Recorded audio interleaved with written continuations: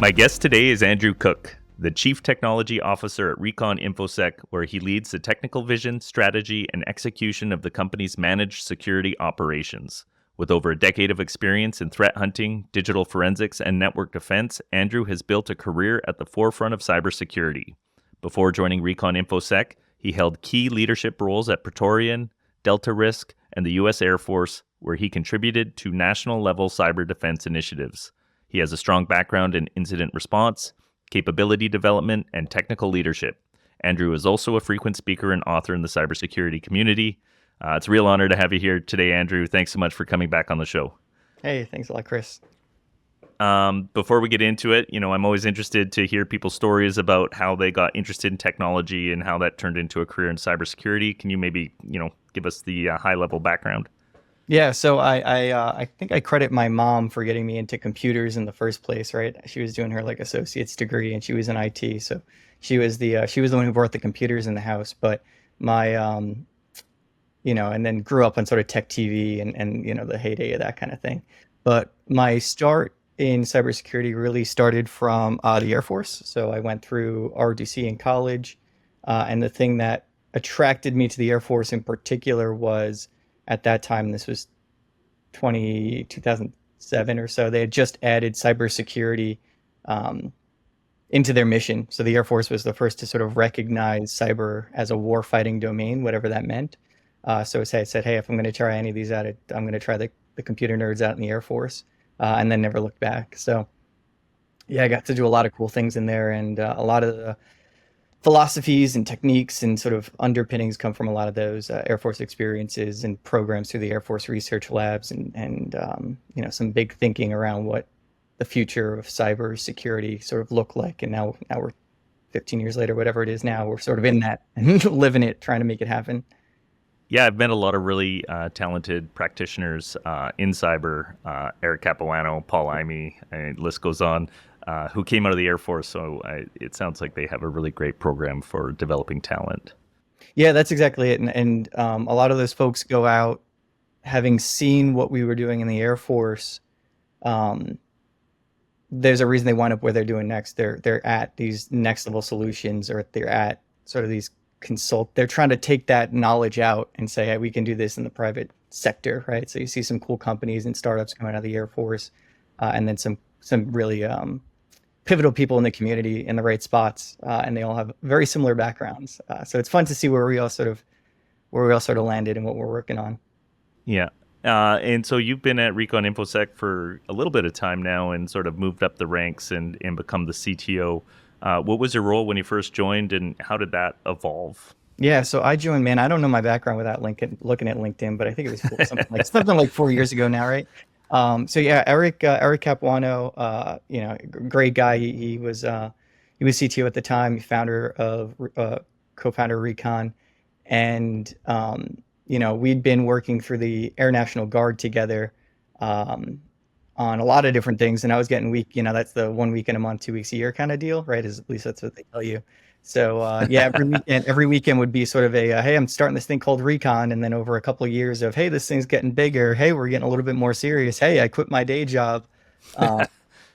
He was always up to something interesting, and so me coming in, I came in as the director of security operations, and it was when Recon was really pivoting to focus on building out that I guess what we're calling here an MSSP, but that managed security offering, to really lean into. They had the good start of a 24/7, monitoring, detection, response sort of team, and they wanted me to come in and bring it to the next level.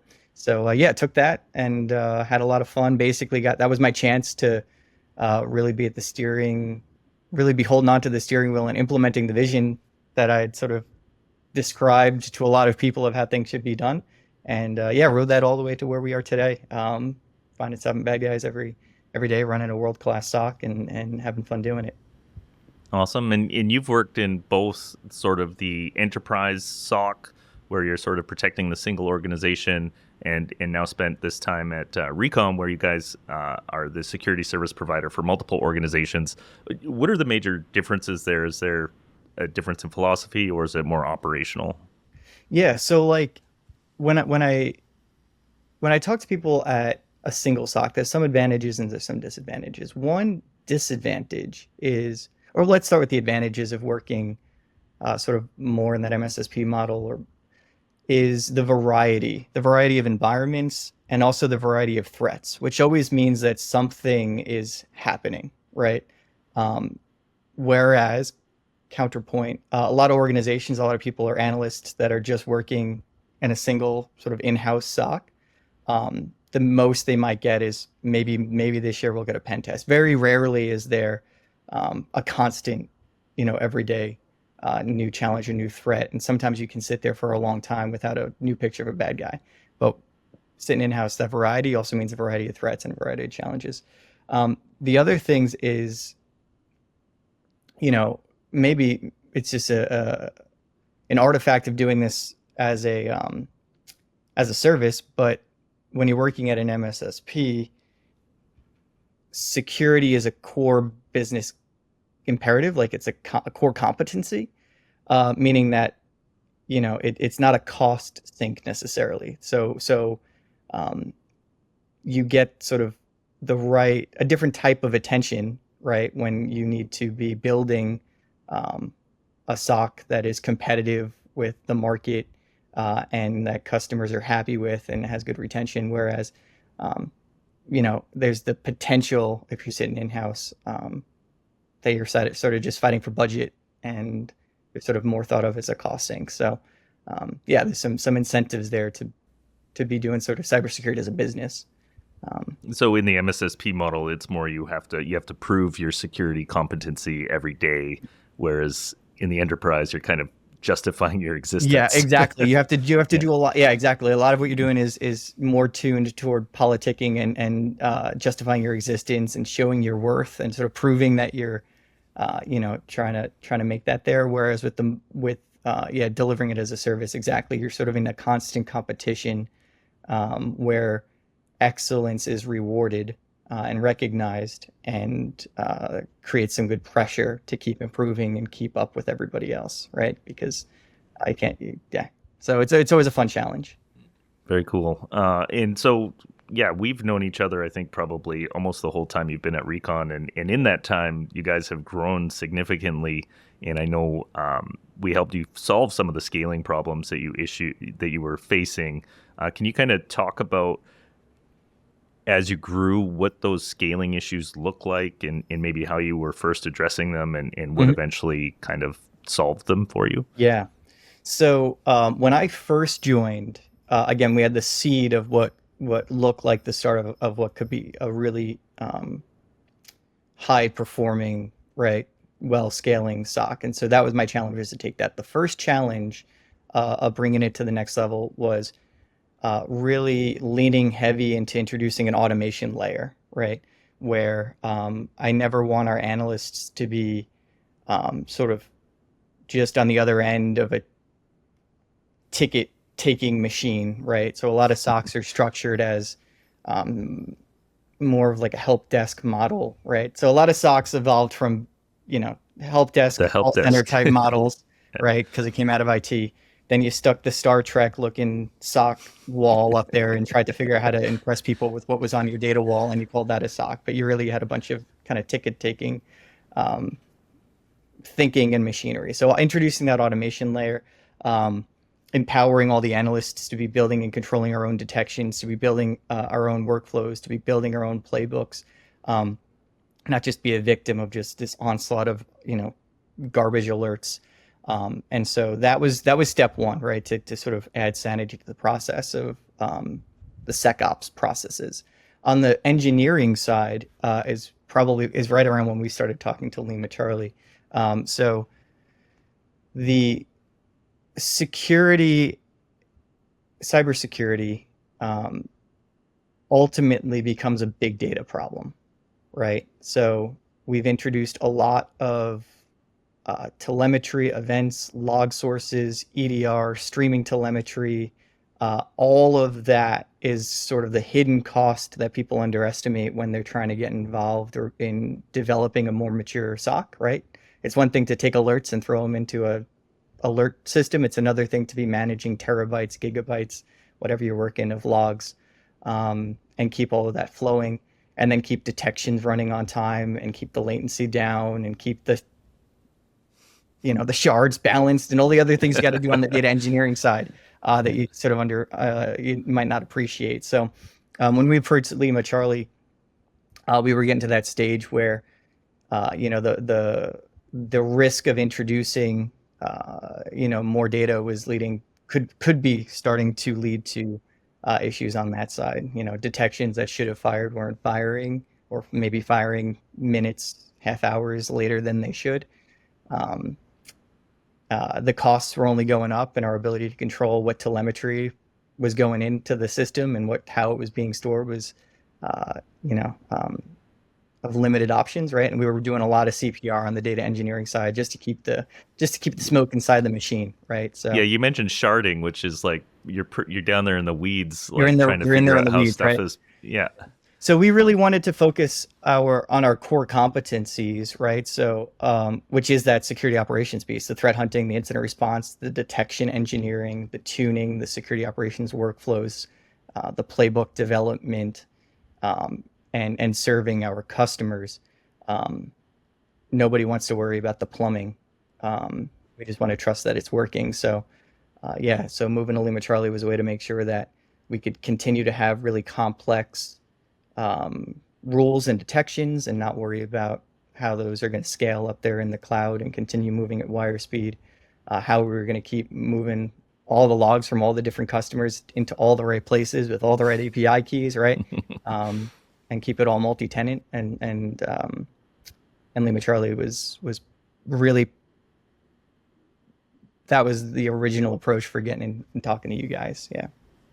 Was there anything you tried along the way that was disastrous? You guys had originally built most of your tech stack using open source products, if I'm not mistaken. So we really appreciate what you can do with open source projects, and even this year, one of our commitments is to be contributing more into the open source community and sort of refresh some of those efforts.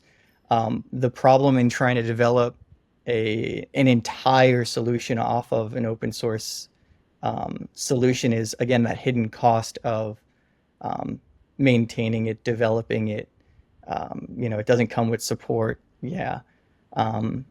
And not all of them are meant to scale to the enterprise side. So, we were using solutions that might cap out at a few thousands of endpoints before they really lost their ability to scale. There was no more horizontal or vertical scaling for that solution, right?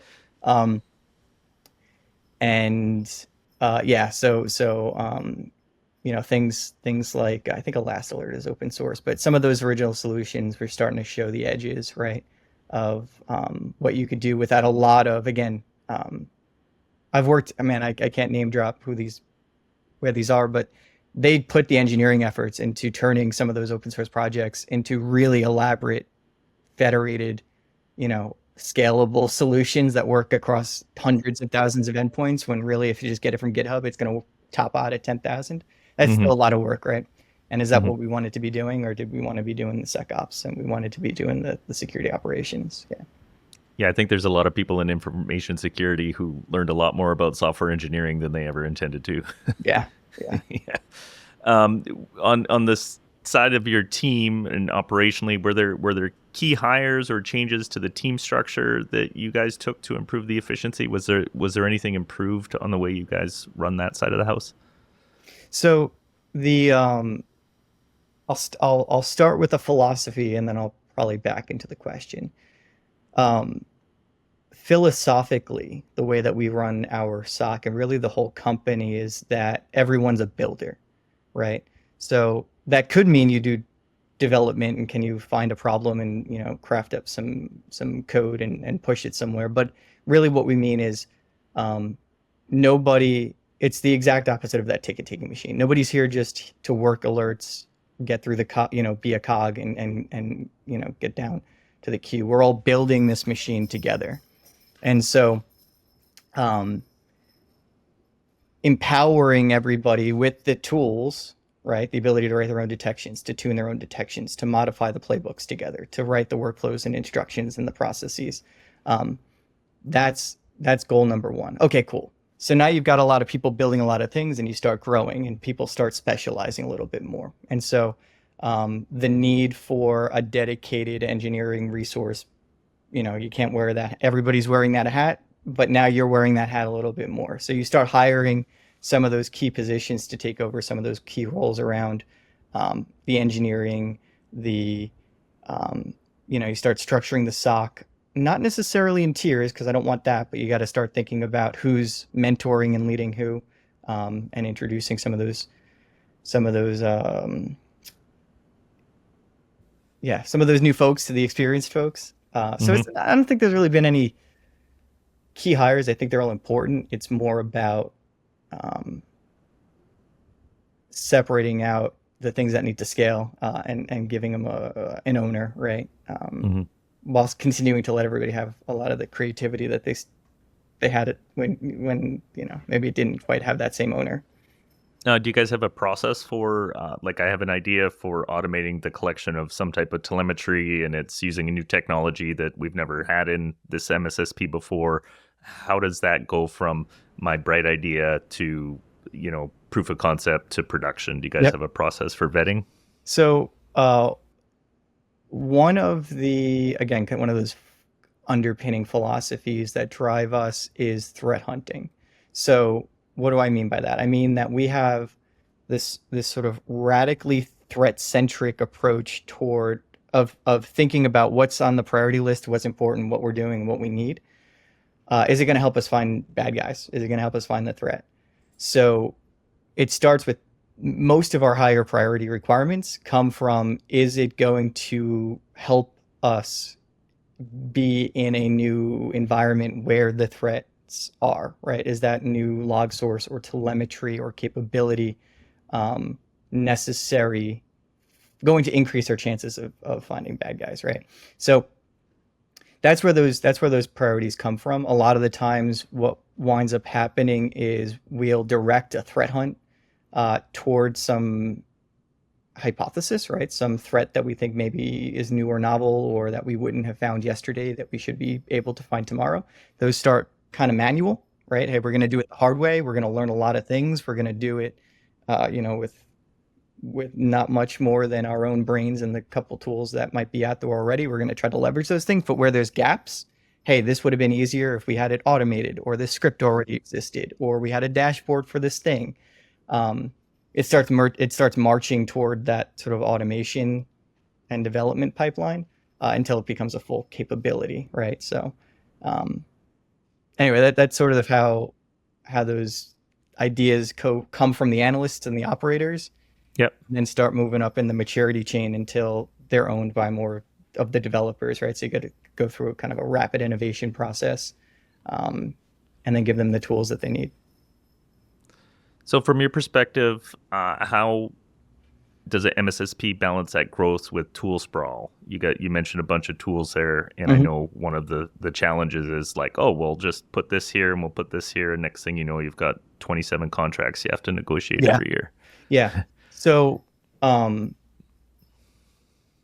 lot of that comes from people that don't know how to use the tools that they already have, I think, to be honest, and they think that another tool will save them. So our first question for all of those requirements is really dig deep and say, can we do this with what we already have? Are we using our existing capabilities to the max? Are you asking the right question? Are you using the right tool to answer that question? Is it really not possible? And use some critical thinking about how you might be able to use what we already have. And then again, that gain loss, or that ROI decision, will that new investment lead to stopping threats? Like, what are the odds? That's probably the biggest vote for us, is that, again, that threat-centric thinking. Is it actually going to lead to better security outcomes?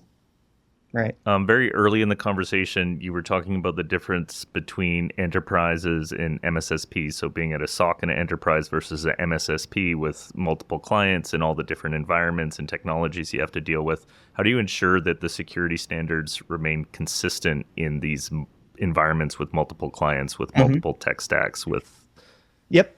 So that's on my on the pros and cons list in my head. One of the challenges for being a service provider is that requirement for multi-tenancy can and then any other sort of security security requirements you sort of inherit from your customers can limit the options and the technologies that you might be able to use or start playing with, right? So we've looked at solutions that if I was just one running the in-house SOC, I'd be picking up tomorrow, right, and plugging it in and using it. But when you're a service provider, you've got to really lean into the multi-tenancy features, the data segmentation kind of features, the data residency features in some cases. And it also means that you've got to worry about the configuration control in a multi-tenant environment, right? So what is onboarding? What does it look like to stage this solution? What does it mean to onboard this solution? What does it mean to configure and then continue to configure and maintain this solution? It's one thing, a lot of products, maybe they have a really rough onboarding experience, but once they're set up, you're having a great time with it. Yep. Okay, is that a realistic solution when you've got to do onboardings, all the time? Whereas if it's not just a one and done, right? Yeah. And speaking of onboarding, how's your approach to client management evolved as you've grown? I know that often takes a lot of time, and it's one of the most important aspects of the business. So how do you handle those personal relationships on top of the technical challenges? Mm-hmm. Yeah. So, the cornerstone for us is we really want to know our customers. So, we're always going to want to be having like those monthly calls and those check-ins. We always invite our customers to like our Thursday defensive webinar so they can see what we're up to and learn about what we're talking about on that webinar. What's become more important is so that we can focus on those human relationships, making sure that our ability for customers to do some like self-service management, some leverage through our security portal, some of our communications, some of our, some of that sort of at scale things to sort of run the service at scale, vulnerability notifications, things like that, stuff that just needs to be part of the machine and that you can take off of our plate or, let a customer do themselves without going through extra hoops. So that when we are talking to customers, it's about the real meaningful things, not about like, hey, we're going to fix this adapter or onboard a new log source, that kind of thing. Yeah. So you mentioned reporting on some of the stuff to your customers. Are there like key metrics or KPIs that you deliver in your monthly report? Or is it more about like we stopped this or found this? Yeah. So that's another thing, right? Like everybody's got thoughts about what they want in that report. And what we don't want to be, and we've seen from other solutions, is every month you get a 127-page report. You look at it, you get scared, you have questions. Why is this connection coming from this scary country? Why didn't I hear about this thing? Is this bad? That's not the kind of reports that we want to deliver. So the reports have, some of the metrics that you'd expect to see, right?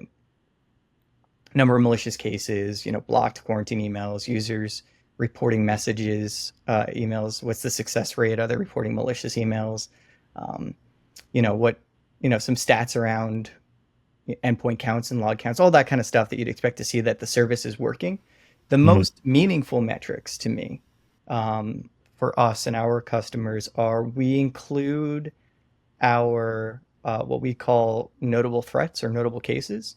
And so these are the real stories. These are the real something happened in your environment and we have specific concerns. This could have been an incident.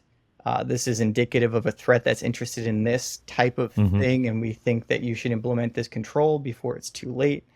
These are your pen test results and findings, right? And by marking and flagging those notable cases, not every malicious case is a notable threat, but getting those ones that have the real, again, recommendations, stories. This looks like reconnaissance. Right. Somebody's planning to maybe do something here. Stuff, the type of things that when you're doing your board meeting and you've got to talk about security, it's one thing to put up all those numbers and stats. It's another one to talk through, hey, we need to implement MFA on this thing because, here's an example where this failed. Here's an example where that thing, this was a new employee, but this could have been someone, right? Like those stories are going to help you explain the impact. And so getting those notable threats there are those cases that customers can use to understand how to prioritize their roadmaps and initiatives around, again, those notable threats. We're trying to keep everybody focused on the relevant threats, not just checkboxing compliance items or things like that, right? So that's what we use those notable threats for. So you got sort of stats around that. Everybody wants that to be 0. Really, you want that to be 1 or 2, but nothing really bad happened, but it could have, right? That's what everybody wants. You want the good story, but no impact. That you can make a good recommendation. The other things that we show on our reports are our threat hunts, our proactive threat hunts, which is for our customers, which is our way to our customers of sharing them sort of proactively. Hey, this thing that you're seeing in the news or this new technique or this new vulnerability, we're on top of it, right? Like we're evaluating our existing detections, we're building new detections, we're running retrospective threat hunts to see, if this threat exists in your environment. Basically we got it covered. Well, what that also becomes for our customers is, hey, here's everything that was happening in the world that was affecting us in the cyber land, and we were on top of it, and this is why we have that control, and this is why we're doing those things, and this is why security matters. So those get highlighted again for some of that storytelling.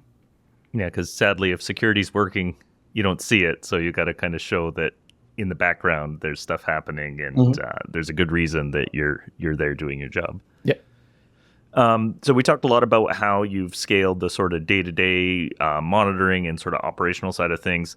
Has the approach to incident response had to change as the MSSP scaled? Like you're still responding to active incidents. Have you made changes there, or has that remained relatively static? Yeah. So the funny thing about incident response, and man, I wish I could remember who said this out loud on LinkedIn, but every time you see, not every time, but a lot of the time, when you see the awesome blog post coming from the MSSP about, the incident that they worked, a lot of the times that winds up being a failure on the detection response side because they're working a big incident. So we really pride ourselves on avoiding big incidents, right? And again, an advantage in the MSSP side, though, is we get some control over when we put out the taking external IR shingle, right? We can control the flow of incidents that kind of come into the SOC.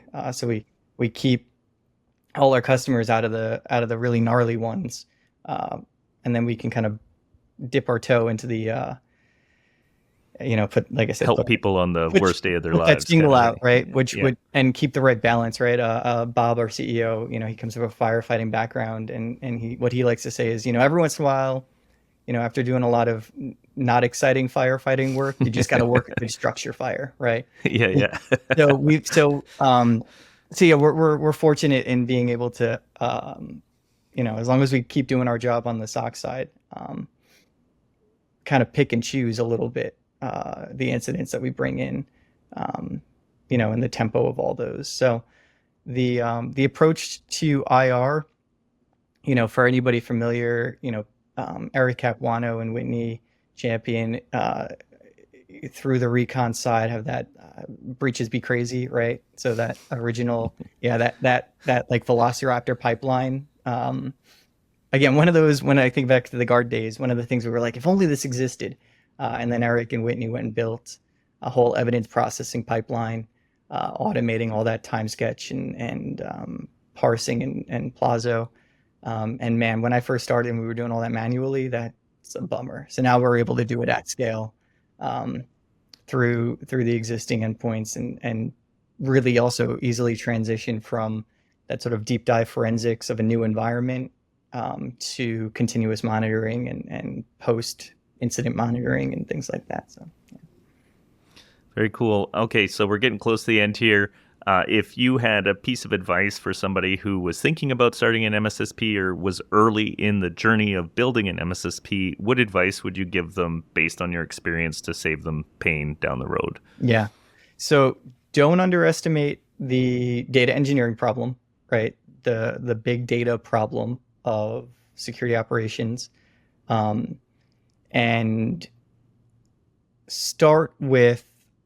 don't start with the collection of tools that you think you need, right? Instead, I would start with a really clear philosophy around how you want to do security operations. What does it look like for you to be finding threats, 24/7? What does that look like? And then start building your requirements from there. And it's not just get a collection of tools and put them in front of people that you call analysts. You really should have a really good idea of what you're getting into and how you're going to run a SOC, not just how you're going to use some tools that you bought. Okay, this is the last one I have for you. It's a variation on the one I ask of everybody that comes on the show. Yeah. It can be as wide or as narrow as you want. Do you have any future predictions for the future of the way MSSPs play their role in the cybersecurity industry? Oh, that's a great question. Do I have any future of MSSPs in the cybersecurity industry? So what's interesting to me, I want to see how the AI, the really bullish AI ventures sort of pan out, where they're claiming to automate the analyst, automate security operations to the point potentially where what would be MSSP customers think that they don't need an MSSP, they just need this AI agent. To me, it seems a little bit silver bullet. I think maybe those tools are going to be useful for an MSSP to put next to a SOC and go side saddle, right?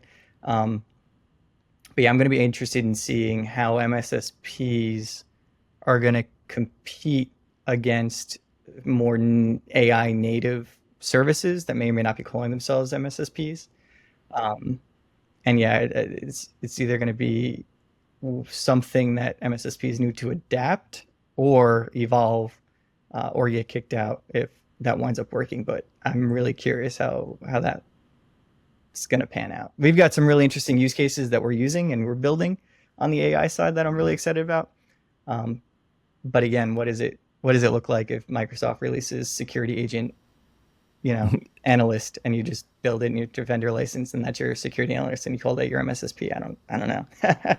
Yeah, I think we all snickered at AI for a long time because marketing kind of jumped the gun in plastering AI on everything for years, and we never saw any results. But the pace of change now, I think a lot of people are really understanding that this is going to play a big role. I'm not sure what it's going to look like, but it's not going anywhere, and it's getting better at a pace that I've never seen the technology advance before.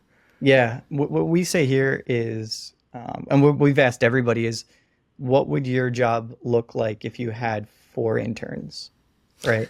So you can trust the AI stuff about as far as you could trust your unsleeping, sleep-deprived, overeager, sometimes too eager intern.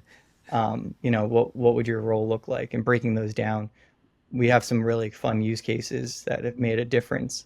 And yeah, that's a great exercise. I'm going to actually take that away after this conversation and spend a minute thinking about what I would do with some interns. Yep.